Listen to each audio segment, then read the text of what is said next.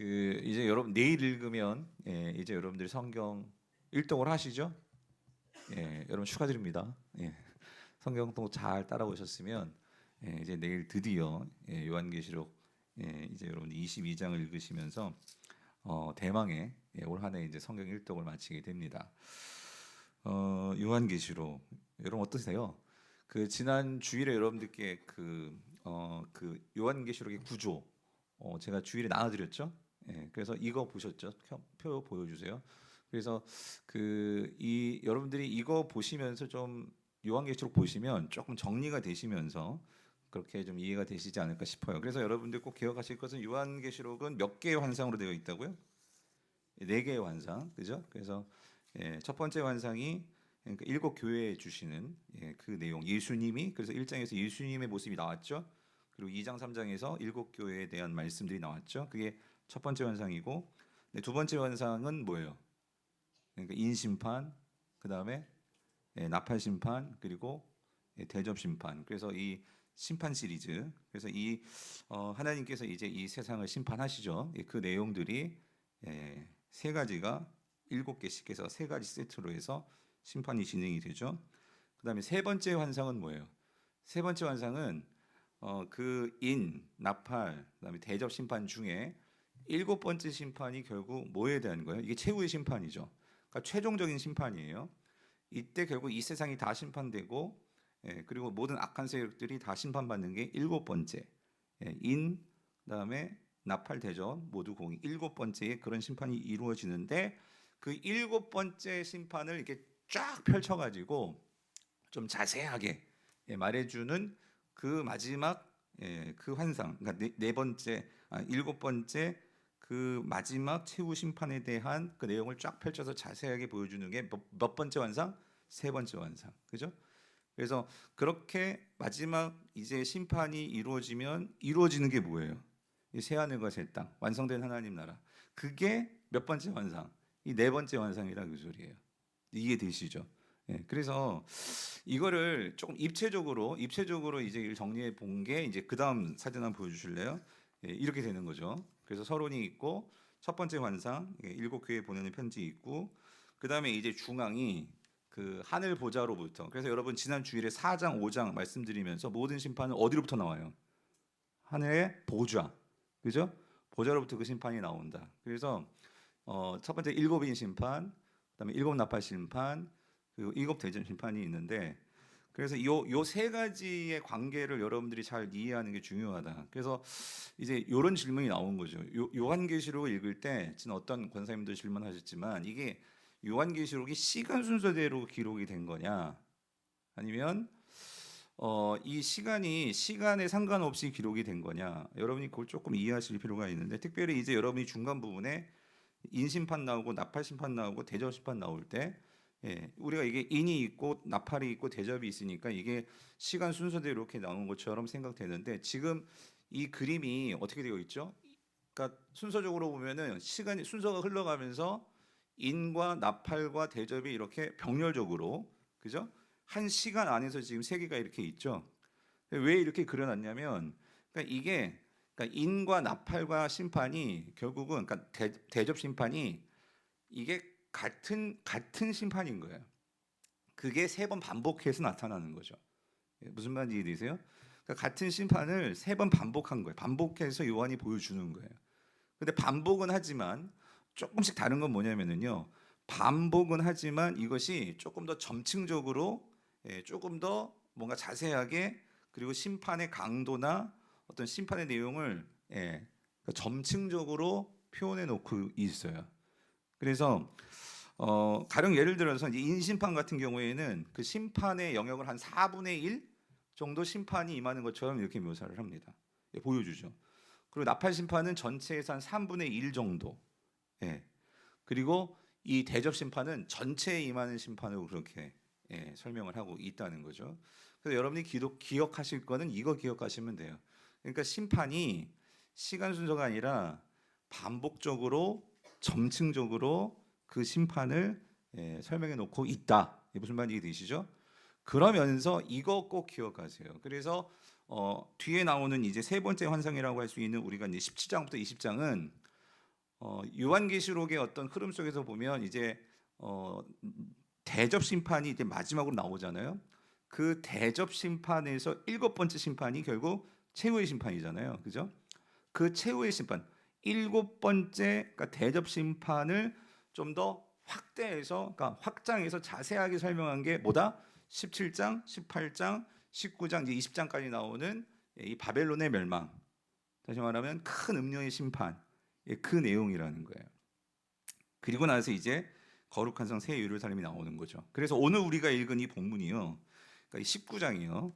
그래서 이제 이 17장, 18장, 19장 이게 한 세트인 거예요.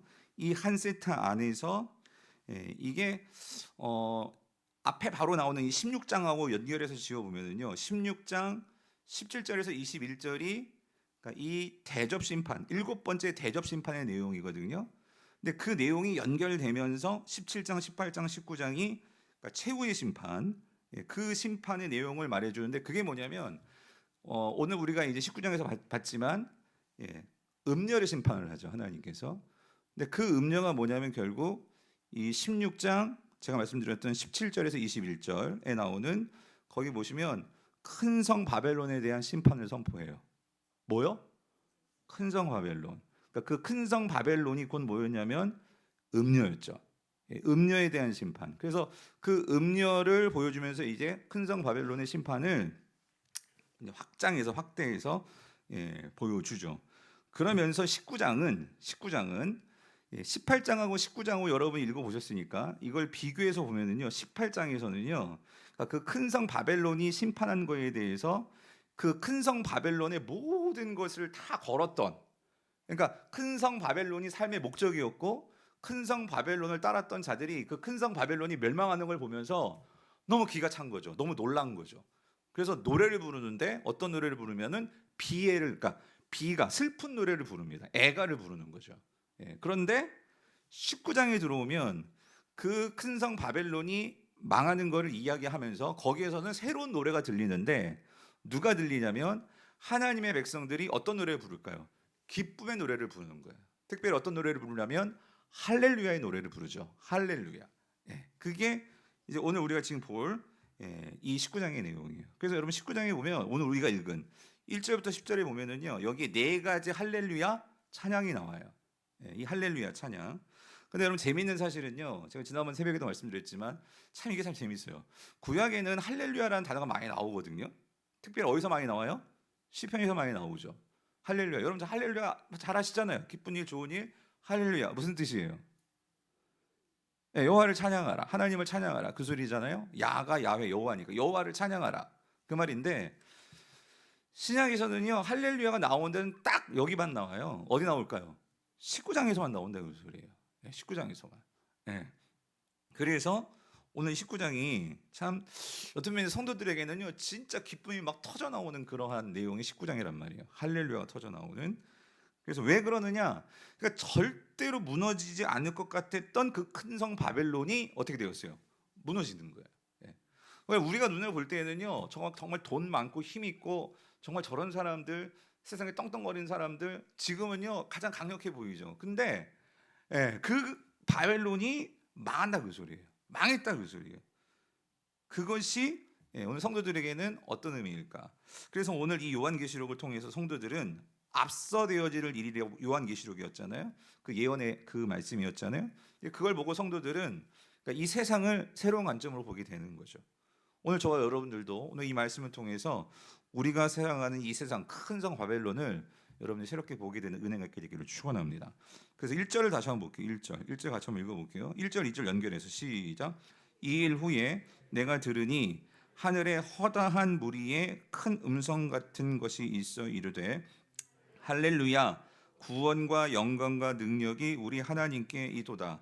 그의 심판은 참되고 의로운지라 음행으로 땅을 더럽게 한 큰 음녀를 심판하사 자기 종들의 피를 그 음녀의 손에 갚으셨다 하고 해요. 자, 여기서 1절에서 그 하늘의 허다한 무리의 큰 음성. 그러니까 이들은 하나님의 백성들이겠죠. 이들이 이제 찬양을 하는 거예요. 그죠? 뭐라고 찬양해요? 이게 할렐루야 나오잖아요. 그죠? 할렐루야. 이게 첫 번째 할렐루야 찬양입니다. 그래서 이들이 하나님께 할렐루야를 외치면서 구원과 영광과 능력이 누구에게 있어요? 우리 하나님께 있도다라고 찬양을 하는 거예요. 왜 그러냐면 2절에서 자, 누가 심판을 받았어요? 누가? 큰 음녀. 큰 음녀가 나온단 말이에요. 그래서 이 큰 음녀가 누구냐 그 소리예요. 누구냐? 이 큰 음녀가 누구냐? 그랬을 때 아까도 제가 말씀드렸지만 이게 16장에 나오는 그 19절, 16장에 나오는 그 몇 절이었죠? 예. 여러분 16장을 한번 찾아볼게요. 거기 16장을 보세요. 16장에 보면은 그래서 거기 이제 17절부터 해서 나오죠. 거기 17절에 보시면 16장 우리 같이 한번 읽어볼게요. 시작. 일곱째 천사가 그 대접을 공중에 쏟죠. 이게 대접을 쏟는 거예요. 이게 이제 이 마지막 심판인 거예요. 큰 음성이 성전에서 어디로부터 나와요? 자, 보좌로부터 나온단 말이에요. 자, 나와서 이르는데 19절로 넘어갈게요. 시작. 큰 성이 세 갈래로 갈라지고 만국의 성들도 무너지니 여기 큰 성 바벨론이 하나님 앞에 기업하신 바 되어 그의 맹렬한 진노의 포도주 잔을 받았다 그 소리예요. 그죠? 큰 성 바벨론 나오잖아요. 이 큰 성 바벨론이 여기서 맹렬한 진노의 포도주 잔. 포도주 잔이라는 것은 진노를 말해요. 진노, 하나님의 심판. 예, 그 심판을 받은 거예요. 그죠? 그랬을 때에 결국은 그래서 19절에 나오는 이 큰 성 바벨론이 이제 17절과 18절과 19절에 나오는 결국 큰 성 바벨론이 이제 19장에서 오늘 본문에서 뭐로 연결되냐면 이게 바로 큰 음녀다 그랬어요. 큰 음녀. 예, 큰 음녀. 그래서 여러분이 요한계시록을 보면은요. 여기 여인에 대한 그 여인의 종류들이 좀 나와요. 근데 여기서 오늘 본문에 나왔던 이 음녀는 우리가 다 알죠. 이건 큰 성 바벨론을 지금 받는 거거든요. 근데 17장에 보면은 거기에도 이 17장 보면 여러분 보세요. 17장 1절부터 6절을 보면은요. 여기 보시면 17장에서 이제 특별히 이제 4절을 보면 1절을 볼게요. 시작. 또 일곱 대접을 가진 일곱 천사 중 하나가 와서 내게 말하 이르되 이리로라. 많은 물 위에 앉은 누구예요? 여기 큰 음녀가 나오잖아요. 그죠? 이 큰 음녀가 받을 심판을 내게 보이리라 하면서 이게 이제 16장과 17장이 연결되면서 10장 아까 말씀드렸죠. 17장, 18장, 19장이 그 16장의 마지막 그 심판의 대상이 큰 성 바벨론에 대한 확장된 그 심판의 내용을 말해준다고 했잖아요. 그래서 여기 나오는 이 큰 음녀가 그래서 바벨론이다 그 소리예요. 자, 그런데 여러분들 우리가 12장에 보면은요. 여러분 12장에 넘어가 보세요. 12장에 보면 자, 앞으로 한번 넘어가 보세요. 12장에도 여기도 한 여인이 나와요. 그죠? 예, 한 여인이 나오는데 자, 우리 같이 1절, 2절을 읽어볼게요. 시작. 하늘에 큰 이적이 보이니 해를 옷 입은 한 여자가 있는데 그 발 아래에는 달이 있고 그 머리에는 12별의 관을 썼더라. 이 여자가 아이를 베어 해산하게 되며 아파서 애를 쓰며 부르짖더라. 질문. 여기 이 여자 누구예요? 그죠? 이 여자는 뭘 상해? 교회예요. 교회 공동체예요. 그죠? 그런데 그러니까 이 교회 공동체와 싸우는 그러니까 이 공동체, 이 교회 공동체를 핍박하고 박해하는 다른 여자가 있으니 그 여자가 누구라는 거예요? 그게 큰 음녀라는 거죠. 이해되시죠? 그랬을 때 그 큰 음녀의 정체는 뭐다? 큰 성 뭐예요? 바벨론이라는 거죠. 바벨론. 그죠? 예. 그래서 우리가 이 두 대조를 잘 보셔야 돼요. 그래서 여기 17장 폈으니까 17장 다시 17장을 넘어오시면은요. 18절을 같이 한번 읽어볼게요. 18절. 그래서 여기 17장은 지금 큰 그러니까 음녀를 말하는 거죠. 큰 성 바벨론이면서 18절 읽어볼게요. 시작. 또 내가 본 그 여자는 땅의 왕들을 다스리는 뭐래요? 그러니까 여러분 그래서 요한계시록을 잘 보면은요. 그 상징이 뭘 의미하는지를 요한계시록이 풀어줍니다. 예. 그러니까 여기 18절이 뭐예요? 그 여자가 음녀죠. 그 여자가 곧 누구라는 거예요? 큰 성. 그럼 이 큰 성을 뭘 말하는 거예요? 이게 바벨론이다 그 소리죠. 이해되시죠? 그래서 하나님께서 그 큰 성을 심판하신 거예요. 2절을 볼게요. 오늘 본문이죠. 19장 2절. 그래서 그 심판은 그래서 그 큰 성 바벨론 다시 말하면 큰 음료를 심판하셨죠. 그 심판은 어떻대요? 참되고 의롭다는 거예요. 왜 그러냐면 그 큰 여자가요, 바벨론이 자 뭐로? 음행으로 이 땅을 어떻게 했대요? 더럽게 한 큰 음녀라는 거예요. 그죠? 그럼 여러분, 성경에서 말하는, 우리가 여러분이 리딩지에서 했잖아요. 선지서에서 우리가 많이 봤던 거, 이스라엘이 간음했다라는 그런 표현들을 많이 쓰잖아요. 그죠? 선지자들이. 그랬을 때 이 간음, 음행, 이거는 뭘 말하는 거죠? 이게 우상숭배죠. 우상숭배죠. 그러니까 하나님을 사랑하는 것보다 내 마음의 중심에 놓고 뭔가를 더 의지하고 바라고 묵상하고, 한마디로 경배하는 거예요. 그게 우상숭배죠. 그죠? 그러니까 이 큰 성 바벨론은요, 여러분 잘 생각해 보세요. 이 세상은요, 결국 우리가 하나님께 예배해야 되는데도 그 예배하는 시간도, 예배하는 데 있어서 우리가 하나님께 드릴 물질도, 어떤 우리의 애씀도, 노력도, 그러니까 우리 모든 것들을 이 세상 것에 다 쏟아놓도록 그렇게 뺏어간단 말이에요. 그게 큰 성 바벨론이에요. 그러므로 결국 우리가 이 세상 것에 마음을 빼앗겨서 하나님보다도 이 세상의 것에 사로잡혀서 그것에 족쇄가 되고, 그것이 나를 사로잡고 그것에 끌려가는 삶, 결국 그게 우상숭배죠. 예. 바벨론이 하는 일이 그거예요. 그래서 그거를 하나님은 결국 어떻게 하시느냐? 심판하신다, 그 소리예요. 그죠? 그런데 큰 성 바벨론은, 여러분 이걸 꼭 기억하십시오. 세상은요, 결국 우리의 모든 피를 빼먹으려고 하는 마치 흡혈귀 같은 거예요. 그래서 여기 그런 표현을 썼어요. 자기 종들의 피를 어떻게 해요? 그 음녀의 손에 갚으셨다. 이 말은 뭐냐면 그 큰 음녀가 하나님의 백성들의 피를 다 빨아먹었다. 다 피를 흘리게 만들었다. 그러니까 이게 뭐예요? 박해한 거죠. 그죠? 이 세상이 성도들을 그렇게 박해하고, 성도들을 그렇게 핍박하고, 성도들을 그렇게 만든 거예요. 그래서 여러분, 우리가 요한계시록에서요, 우리 6장에서요, 그러한 이 바벨론 때문에 결국 억울하게 죽은 성도들이 있었어요. 기억하시죠? 그래서 그 성도들이 하나님께 참소합니다. 하나님, 왜 이렇게 우리를 이렇게 힘들게 그냥 놔두시는 거예요? 그들이 하나님께 하소연해 납니다. 부르짖습니다. 6장 넘어가 볼게요. 여러분 6장 자막이 있으니까 보세요. 6장, 거기 17절, 그러니까 6장 9절 10절인데요. 같이 읽어볼게요. 있죠? 시작. 다섯째 인을 떼실 때에 내가 보니 하나님의 말씀과 그들이 가진 증거로 말미암아 죽임을 당한 영혼들이 제단 아래에 있어. 그죠? 여기서 이 죽임을 당한 영혼들이 누구예요? 그러니까 박해받아 순교한 성도들이죠. 그 성도들이 제단 아래라는 것은, 그러니까 하나님께 나와서 하소연하는 거예요. 외치는 거예요. 10절 읽어보세요. 시작. 큰 소리로 불러 이르되 거룩하고 참되신 대주제여, 땅에 거하는 자들을 심판하여 우리 피를 갚아주지 아니하시기를 어느 때까지 하나이까 하니에요. 그러니까 뭐냐면, 하나님 왜 우리를 그냥 놔두시냐는 거예요. 왜 악한 사람들을 그냥 놔두시냐는 거예요. 그러니까 여러분들이 세상에 보면은요, 악한 사람들도 막 잘 사는 사람 많잖아요. 잘 되는 사람들 많잖아요.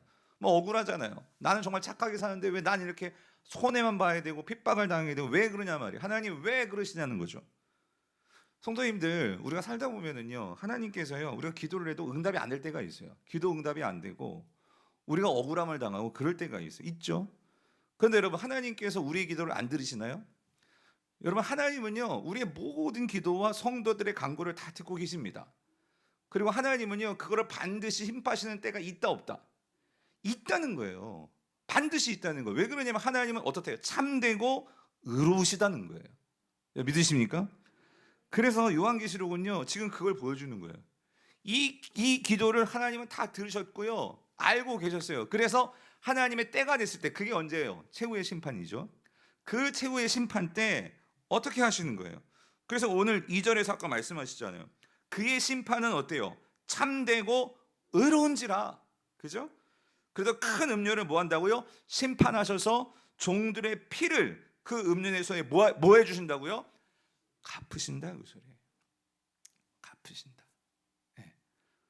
성도들은요, 우리의 앞선 초대교회 성도들도 그렇고, 성도들은요, 이거를 믿고 인내하는 거예요. 이게 없으면 우리가 얼마나 억울합니까, 여러분? 이게 있으니까 참고 견뎠던 거죠. 하나님께서 반드시 갚아주시는 그날이 있다는 거. 자, 이게 그 갚아주심이 있는 그날, 성도들이 지금 1절에서 뭘 불렀어요? 할렐루야를 하는 거. 아, 이거였군요. 하나님 이렇게 심판하시는 거군요. 이거를 보면서 성도들이 할렐루야 찬양을 불렀다 그 소리예요. 그다음에 3절에 보면 여기 두 번째 찬양이 나오죠. 두 번째 찬양. 자, 3절 같이 읽어볼게요. 시작. 두 번째로 할렐루야 하니 그 연기가 세세토로 올라가더라. 그러니까 이 말은 뭐냐면, 그러니까 성도들이 지금요, 여기서 연기는요, 큰 성 바벨론이 그러니까 하나님의 심판을 받아서 불타는 것을 보고 있는 거예요. 그러니까 이 말은 뭐냐면, 성도들은 만약에 그 성도들도 그 큰 성 바벨론에 그냥 속해가지고 섞여가지고 살았으면 어떻게 될 판이었어요? 심판받아가지고 다 죽을 판이었어요. 그렇죠? 근데 하나님께서 성도들은 어떻게 한 거예요? 그 큰 성 바벨론에서 뭐 해주신 거예요? 꺼내주신 거지. 꺼내주신 거지.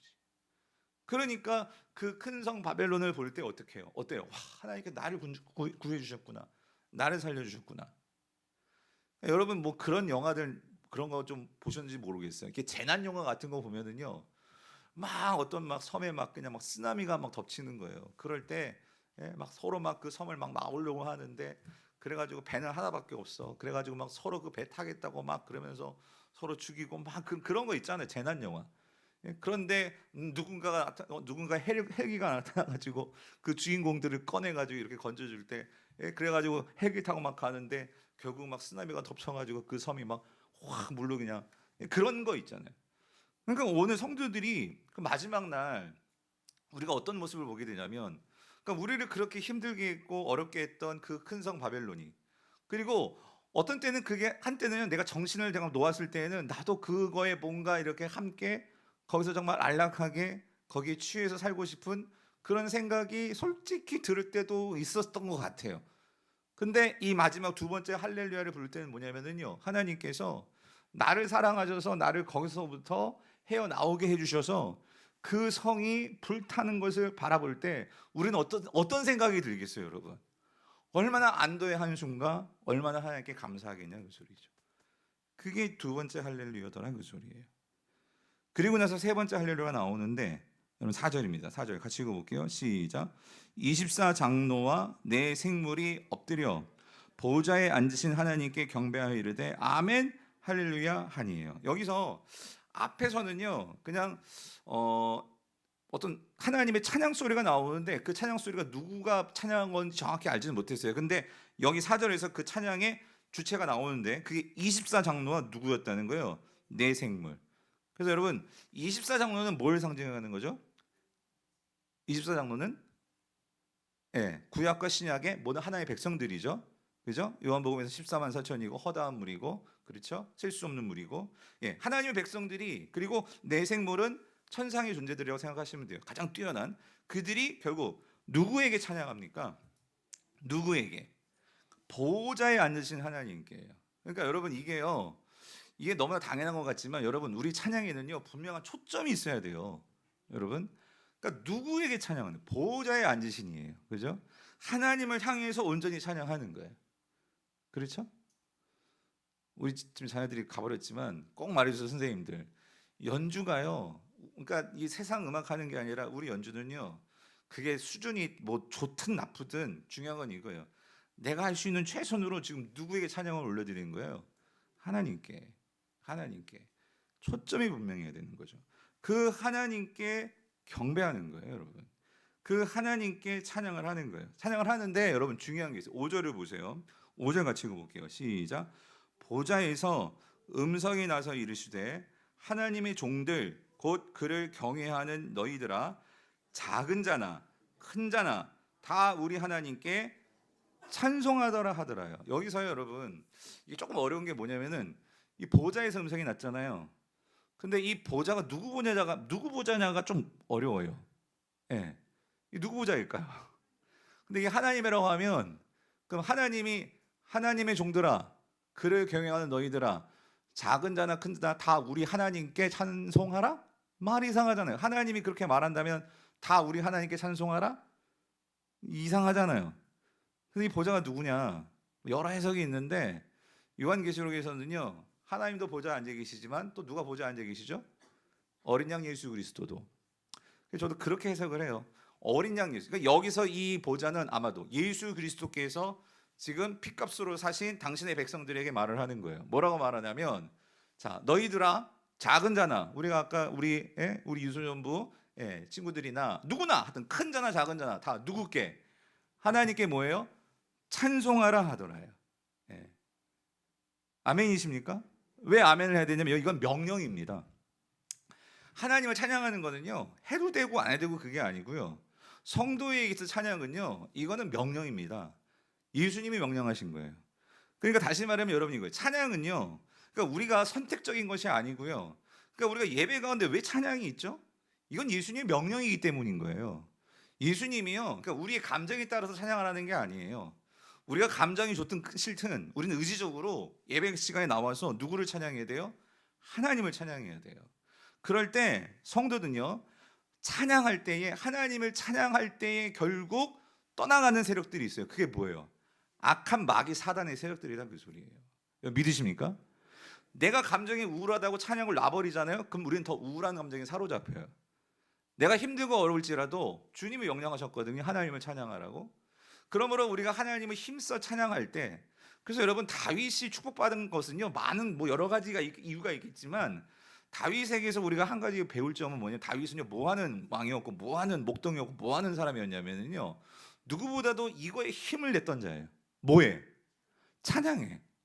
그래가지고 왕인데도요, 하나님을 찬양하는데 그냥 찬양하는 법이 없었어요. 하나님 앞에서 어떻게 찬양한대요? 뛰며. 그죠? 정말 있는 힘을 다해서.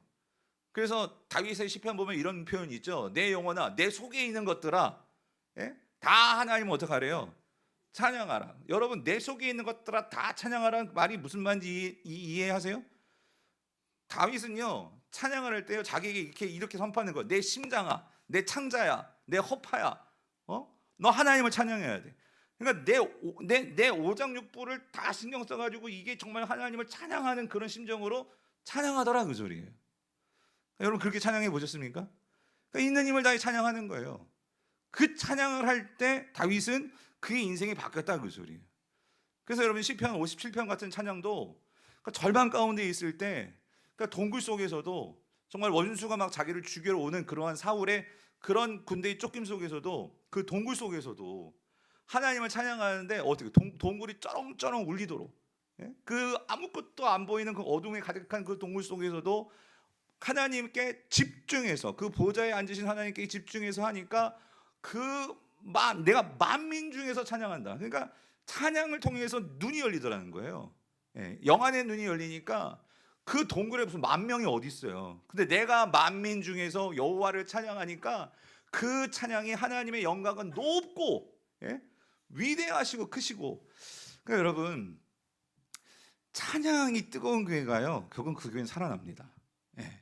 찬양이 뜨겁고 기도가 뜨거운 교회는요, 결국 악한 것들이요, 달려붙을 수가 없죠. 그런데 찬양이 비실비실하고 기도가 비실비실하고 하면은요, 여러분, 악한 세력들이요 얼커니 하고요, 우리 가운데 막 두려움을 넣어주고 염려를 주고 막 짜증을 넣어주고 열등감을 넣어주고, 그러니까 어떻게 해요? 능력이 없어지는 거예요. 그러니까 저는 우리 교회 예배에서요, 승패는요, 그러니까 우리가 아침에 우리가 예배 드릴 때 금요 성령이 마찬가지고요, 앞에 하는 찬양이요, 결국 우리의 예배를 결국 거의 한 7, 80%를요 승부를 보는 거예요. 여러분, 우리가 주일 예배 때도 영광송 있잖아요. 영광송, 여러분, 그 영광송으로 저는 정말 이 포문을 연다고 생각이 들어요. 정말 하늘문을 열고 그 하늘에 계신 보좌 앞으로 우리가 나아가는 그 찬양이 영광송입니다. 그 영광송에 여러분들이 정말 목숨을 걸고, 명령이니까 찬양은 그렇게 찬양할 때에 여러분 예배가요 살아나는 거예요. 여러분, 아멘이십니까? 제가 유학 갔을 때 참 그때 마음은 너무 힘들었던 때예요. 혼자 있고 그래도 6개월 동안 있는데 영어도 안 되고 혼자 가가지고, 그러니 진짜 그 예배 때마다 그때만 정말 눈물 없이 예배 못 드렸던 것 같아요. 너무나 이거 영어도 잘 안 되고 정말 과연 이걸 다 끝낼 수 있을까 막 자신감도 없고. 그런데 예배 가면은요, 그때 그 남가주 사랑의 교회 갔을 때 그 교회가요, 그러니까 제가 딴 거 몰라도 오정영 목사님은 정말 이 찬양의 기름 부으심 있는 분이 맞아요. 그러니까 이 찬양의 은사를 하나님께 주셔가지고 찬양도 누가 인도하냐에 따라서 똑같은 찬양을 부르는데도 어떤 인도자가 인도해 주냐에 따라서 회중들의 은혜를 받거든요. 근데 그러한 찬양의 어떤 그 기운이 남가주, 여러분 나중에 뭐 LA 가실 일 있으면은요, 남가주 오렌지 카운티에 남가주 사랑에 한번 가보세요. 지금은 어떨지 모르겠어요. 제가 있을 때만 해도. 그래가지고 그 교회는요, 뭐 물론 오케스트라가 반주를 해줘요.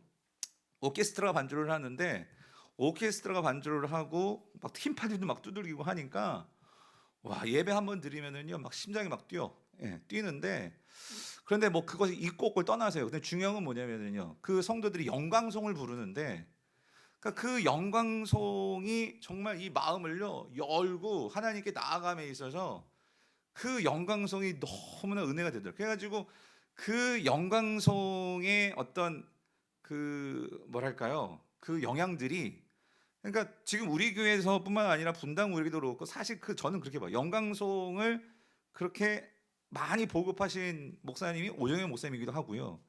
그 오정현 목사님을 통해 가지고 그러한 영광송, 그러니까 여러분 우리 교회도 영광송이 예배 전에 우리가 같이 영광송을 부르잖아요, 그죠? 그래서 영광송이라는 거는, 그러니까 결국 우리가 하나님 나라 갔을 때도요, 여러분 요한계시록에서의 그 핵심 하이라이트는요 예배입니다, 예배. 그리고 그 예배 가운데는 항상 뭐가 울려 퍼지죠? 찬양이 울려 퍼지더라, 그 소리예요. 그래서 제가 이 말씀을 드리는 거는, 여러분 영광송 그냥 부르지 마시고요, 여러분이 뭘 생각하며 부르셔야 되냐면요, 오늘 우리가 마지막 그 하나님 앞에 섰을 때에 우리가 그 영광송을 부를 거란 말이에요. 아멘이십니까? 그걸 우리가 미리 준비하는 거, 연습하는 거예요. 그렇게 영광송을 부르면서 그 영광송에 우리가 사로잡힐 때, 여러분 오늘 예배가요 우리 가운데 놀라운 환상과 꿈과 비전과 우리의 막힌 것들을 열려주는 그런 능력이 될 줄 믿습니다. 그래서 오늘 마지막 네 번째 찬양이, 여기 이제 모든 것들이 마지막으로 선포가 되는데 6절 보세요. 같이 읽어볼게요. 시작. 또 내가 들으니 허다한 무리의 음성과도 같고 많은 물소리와도 같고 큰 우레소리와도 같은 소리로 이르되 뭐예요? 할렐루야, 주 우리 하나님 곧 전능하신 이가 뭐예요? 통치하시도다요. 아멘. 그러니까 여러분 이게요, 여기 한번 보세요. 허다한 무리의 음성과도 같고 많은 물소리와도 같고 큰 우레소리와도 같은 소리래요. 이게 어떤 소리일까요? 여러분 한번 상상해 보셨어요? 그러니까 여러분 요한계시록은요, 유진 피터슨 목사님은 그런 얘기예요. 상상력이 필요하다.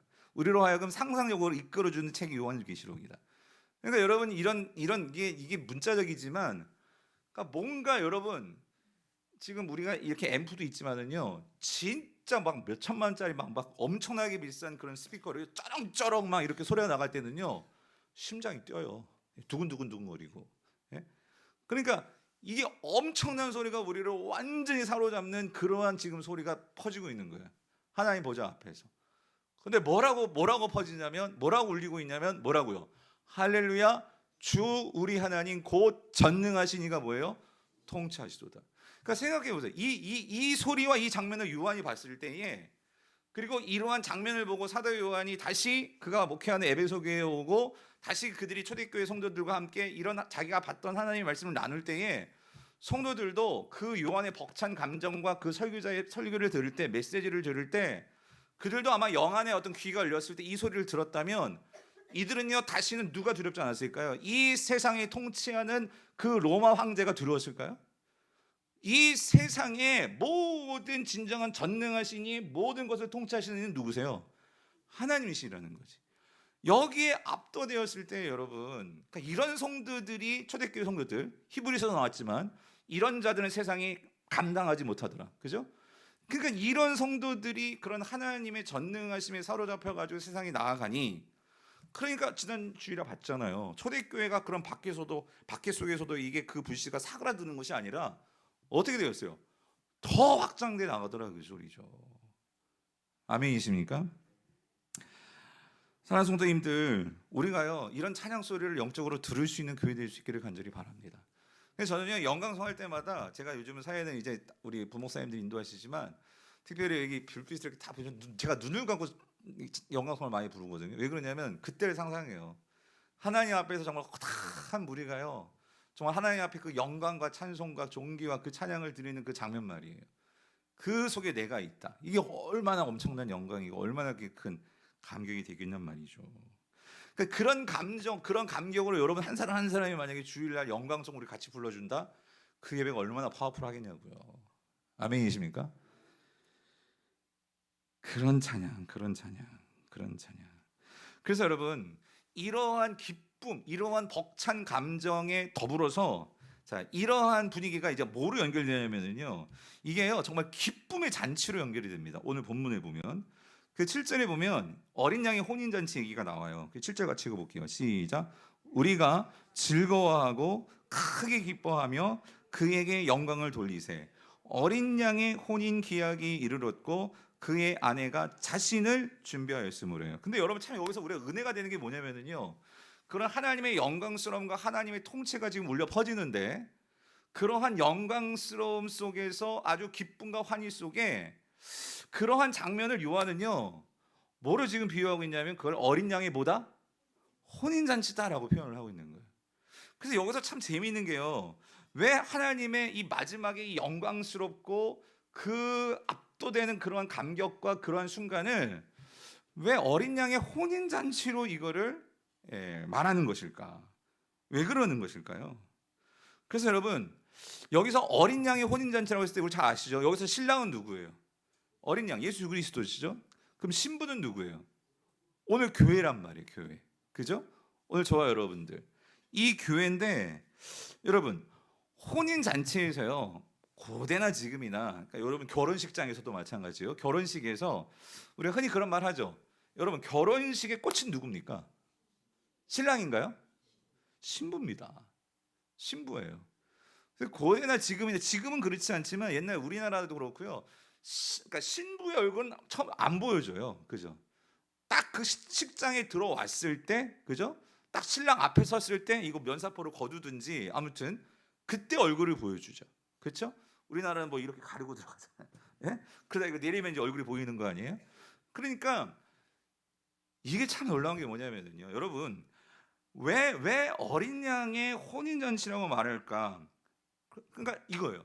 결국 하나님은요 그 영광스러운 잔치에서요 진짜 주인공은 하나님이시지만, 하나님은 여기서요 오늘 교회를요 그만큼 사랑하시는, 어떤 면에서 정말 주인공으로, 그 혼인잔치의 주인공으로 맞아주시는 그 대상이 누구냐면 그게 누구라는 거예요? 교회다, 그 소리. 교회다. 어떤 교회겠어요? 이 땅에서 그러한 핍박과 그러한 모든 바벨론과의 어떤 전쟁에서 끝까지 그 신앙과 절개를 지켜낸 그 교회예요. 그 교회. 그 교회를 하나님은요 그 어린 양의 혼인잔치의 주인공으로 맞아주신다, 그 소리죠. 그게 혼인잔치예요. 혼인잔치.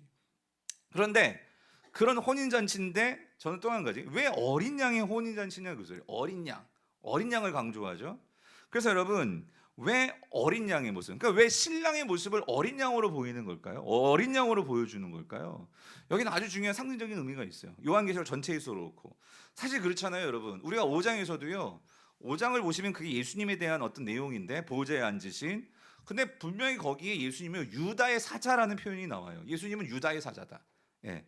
사자는 용맹스럽고 승리의 어떤 그런 상징이 될 수도 있잖아요. 그런데 여기서 유다의 사자의 혼인잔치 그렇게 말하지 않아요. 어린 양의 혼인잔치다 그러죠. 어린 양의 혼인잔치. 왜 어린 양의 혼인잔치라는 거예요? 그래서 마지막까지, 그러니까 우리가 교회가 주인공이라 할지라도 우리가 기억해야 될 게 있어요. 뭐가 기억해야 되냐면, 우리가 그 마지막에 그 영광스러운 혼인잔치의 주인공으로 설 수 있는 것은요, 여러분 누구 때문이에요? 누구 때문이에요? 어린 양 때문이라는 거예요. 어린 양이 그 신부를 위해서 그 모든 희생과 모든 것을 다 내어주심으로 우리가 신부 될 수 있었고, 그 신부의 영광을 누리게 될 수 있었다, 그 소리예요. 그 어린 양의 피로 우리가 깨끗하여졌고, 우리가 하나님의 그 신부, 하나님의 자녀, 그 하나님 백성 되는 이 은혜를 입었음을, 우리는 그 끝까지 그 마지막 그 최후의 심판 이후에 하나님 나라에서 그 어린 양을 우리는 잊어버리면 안 된다, 그 소리예요. 여러분 아멘이십니까? 그래서 이 어린 양을 기억할 때, 그래서 여러분 중요한 건 이거예요. 두 번째 특이한 점이 뭐냐면 이제 신부와 관련되는 점인데, 7절을 볼게요. 7절 읽어보겠습니다. 시작. 우리가 즐거워하고 크게 기뻐하며 그에게 영광을 돌리세. 어린 양의 혼인 기약이 이르렀고 그의 아내가 자신을 준비하였대요. 그죠? 그러니까 신부가 자신을 준비했대요. 근데 뭘 준비했을까? 여러분 뭘 준비했을까요? 자, 그래서 여러분 8절을 보세요. 8절 시작. 그에게 빛나고 깨끗한 세마포 옷을 입도록 허락하셨으니 이 세마포 옷은 성도들의 옳은 행실이로다요. 자, 여러분 여기서 중요한 거, 성도가 보세요. 이 혼인 기약, 그러니까 혼인 잔치를 위해서 성도 즉 신부가요 준비를 했대요. 자기를 준비를 했대요. 자기를 준비한 거죠. 질문, 세마포 옷은 누가 준비한 거예요? 세마포 옷을 입도록 허락하셨으니 그럼 누가 입도록 하신 거예요 이거? 예? 그에게 빛나고 깨끗한 세마포 옷을 입도록 허락하셨으니 누가 허락하셨겠어요? 신랑이 허락했겠죠. 내 아내 됐으니까 세마포 옷을 입어야지만 신부가 이제 뭐예요? 결혼식을 할 수 있는 거잖아요. 그죠? 신랑이 입게 허락한 거예요. 그죠? 그러면 여러분 이 세마포 옷은 누가 준비한 거예요? 누가 준비한 거예요? 답이 이렇게 시원찮아요, 여러분. 누가 준비한 거예요? 예수님이 준비한 거죠. 무슨 말이냐면 여러분 이거예요. 그 옷을 입도록 허락하셨다는 것은 누가 세마포 옷을 준 거예요? 예수님이 주신 거예요. 예? 신랑이 그 세마포 옷, 새하얀 옷을 준비해서 누구에게 줬어요? 신부에게 줬으니까 입을 수 있게 된 거잖아요. 아멘이십니까? 예? 그걸 허락하셨다는 것은 그러니까 예수님께서 자신의 핏값으로 우리의 모든 죄를 다 짊어지시고 예수님이 희생하심으로 자기의 그 의로우신 세마포 옷을 우리에게 입혀주신 거예요. 우리에게 그 세마포 옷을 주셨다고요. 그러므로 여러분 오늘 저와 여러분들은요 모두 그 주님의 세마포 옷을 입고 지금 이 땅을 살아가는 자들이에요. 아멘이십니까? 그런데 그 옷을 입고 살아가는데 우리는 마지막 날 주님이 오시는, 신랑이 오시는 그날 이제 혼인잔치가 벌어지는데 우리는 그 세마포 옷을 입고 주님께 나타나야 돼요. 근데 아까 여기서요 7절에서요 그의 아내가 자신을 준비했대요. 그러면 우리가 준비하는 건 뭐예요? 뭘 준비하는 거예요? 뭘 준비하는 거예요? 예? 예. 그래서 옳은 행실이로다. 옳은 행실이로다. 이 말은 그럼 이렇게 생각해 볼게요. 여러분 우리가 옳은 행실로 구원을 받는 겁니까? 세마포 옷을 입었기 때문에 구원을 받는 겁니까? 에? 여러분 세마포 옷이 아니면 구원을 못 받아요. 왜? 신랑이 우리에게 준 옷은 세마포 옷이에요. 내가 만약에 아무리 깨끗하다고 해도 다른 옷 입고 주님께 나아가면 여러분 내가 신부가 될 수 있어요? 없어요. 신랑이 준 옷을 입어야 돼요. 여러분 그게 구원입니다. 아멘이십니까? 예수 그리스도가 우리에게 주신 그 의를 우리는 입어야 돼요. 우리는 오직 예수 그리스도를 믿음으로 그분의 십자가와 그분의 그 사랑과 그 의를 믿음으로 우리는 세마포 옷을 입은 거예요. 이것은요 우리에게 주신 거예요. 은혜로 주신 거예요. 그러므로 그 옷을 입고 우리가 이 세상을 살아갈 때 그 옷은 새하얀 깨끗한 세마포 옷이었어요. 그러나 우리가 이 땅을 살아가다 보면 우리가 어떻게 됩니까? 국물도 묻고 때도 묻고 더러워질 거예요. 그런데 여러분 한번 생각해 보세요. 내가 결혼식 날 신랑 앞에 서는데 우리가 다 신부라면 여러분 그 어떤 신부가요 그 국물 묻고 지저분한 여러분 그 떼꾸정물 가득한 그런 웨딩드레스 입고 여러분 그 결혼식장에 나타나는 신부 보셨습니까? 여러분 신부의 모습들은 어때요? 다 새하얀 그 웨딩드레스를 입고 신랑을 맞이하지 않습니까? 여러분 지금 요한계시록이 말하는 그 성도들의 옳은 행실이다 이 말은 무슨 말이냐면요 여러분 우리는 이 땅을 살아가면서 우리 모두 다 그 새하얀 웨딩드레스를 하나님이 다 주셨어요. 우리는 그걸 입고 지금 신랑을 기다리고 있어요. 신랑을 맞아야 돼요. 그런데 어떻게 하면 우리가 정말로 이 세마포 이 웨딩드레스를 깨끗하게 입고 정말 주님을 만날 수 있을까? 그래서 우리는 이 세상의 것에 섞이지 않고 그 세상의 것에 때묻지 않고 우리가 주님 앞에서 그 깨끗한 그 모습 보이기 위해서 우리는 힘들지만 세상에 섞이지 않고 신앙을 지키면서 살아가는 자들이 진짜 신부라는 거예요. 여러분 아멘이십니까? 그러나 우리가 이 땅을 살아가면서 왜 우리가 죄를 안 짓겠어요? 실수도 하고 넘어질 수도 있겠죠. 그런데 놀라운 것은 그렇게 새하얀 세마포 옷이 때로는 얼룩질 수 있어요. 때로는요 그 국물이 묻을 수도 있고요. 그런데 그럴 때마다 우리는 어떻게 해야 되는 거예요? 그걸 뭘로만 지울 수 있죠? 예수 그리스도의 십자가의 보혈에 의지할 때만 우리는 다시 그걸 어떻게 만들 수 있어요? 새하얗게 만들 수 있단 말이에요.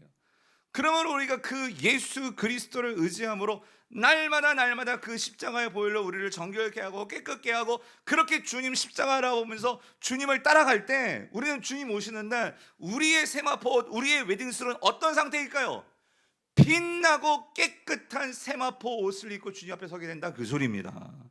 아멘이십니까? 그러므로 요한일서 3장 2절 3절 우리 읽어볼게요. 이 말씀을 하는 거예요. 요한일서에서 뭐라고 말해요? 사랑하는 자들아, 우리가 지금은 하나님의 자녀라. 장래에 어떻게 될지는 아직 나타나지 아니하였으나 그가 나타나시면 우리가 그와 같을 줄 아는 것은 그의 참모습 그대로 볼 것이기 때문이니. 이 말은 뭐냐면요, 그 영광스러운 주님이 신랑으로서 우리에게 오시는데 그 마지막 날 우리는 그 주님을 분명하게 보게 될 거다, 그 소리예요.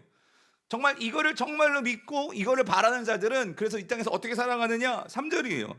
주를 향하여 이 소망을 가진 자마다 어떻게 해요? 그의 깨끗하신 같이 자기를 어떻게 해요? 깨끗하게 하느니라. 아멘이십니까? 어디에서 깨끗하게 한다는 거예요? 이 땅을 살아가면서. 그럼 여러분, 내 마음 가운데 누구를 미워하는 마음 빨리 지우세요. 내가 용서하지 못하고, 내 자신에 대해서도 용서하지 못하고, 내 남편에 대해서, 내 아내에 대해서, 자녀에 대해서, 아니면 성도들에 대해서, 정말 이 세상에 대해서, 여러분 그거 지우셔야 돼요, 빨리빨리. 오늘 우리가요 정말 주님 앞에, 여러분 한번 보세요. 지금 여러분의 그 웨딩드레스 깨끗합니까? 얼룩이 있습니까? 상처가 있습니까? 찢어져 있습니까? 여러분 상상해 보세요. 여러분이 신부인데 신랑 앞에 나타났는데 누덜누덜하고 누래가지고 그냥 찌든 때가 쪄든 그런 웨딩드레스를 입고 나타난 신부들을 한번 생각해 보세요. 창피하지 않겠어요? 오늘 우리가 날마다 주님 앞에서 부족하지만 네 안에 계신 성령님 의지하면서 예배 때마다 주님, 나는 죄인이고요, 주님, 나는 더러워요, 그렇지만 난 주님의 십자가 보혈을 의지하며 그 보혈이 나의 모든 죄를 깨끗이 씻어주셨음을 날 믿기에 오늘도 주님 십자가 바라보면서, 그래서 나는 이 세상에, 여러분 보세요, 17장에 나오는 음료는요 어떤 옷을 입는 줄 아세요? 17장의 음료는요 붉고 아주 이 세상의 임금들이 입는 아주 그런 옷들, 요즘 말로 말하면 그런 명품 옷, 막 금잔을 들고 그런 삐까뻔쩍한 옷들을 입고 가지만, 여러분 그렇게 입고서는요 신랑을 맞이할 수가 없어요. 왜? 그건 신랑이 준 옷이 아니에요. 우리는 어떤 거 입어야 돼요? 세마포 옷이에요, 세마포. 그 세마포 옷을 입고 주님을 만나는데, 바라기는 오늘 저 여러분 모두가요 이 세상의 유혹에 따라가고 속하는 자들이 아니라 날마다 우리는 그 주님이 주신 그 새하얀 웨딩드레스, 그 웨딩드레스를 입고 주님 앞에 설 날을 기대하면서요, 그래서 우리가 항상 십자가를 의지하며 여러분의 그 세마포 옷을 깨끗게 만들어서 주님 앞에 서시는, 그래서 이 소망을 가지고 인내하고 나아가시는 그런 저 여러분 되시기를 정말로 축원합니다. 그게 우리가 맞이할 어린 양의 혼인잔치예요. 그 잔치 속에 있는 여러분 되시기를 바랍니다. 우리 말씀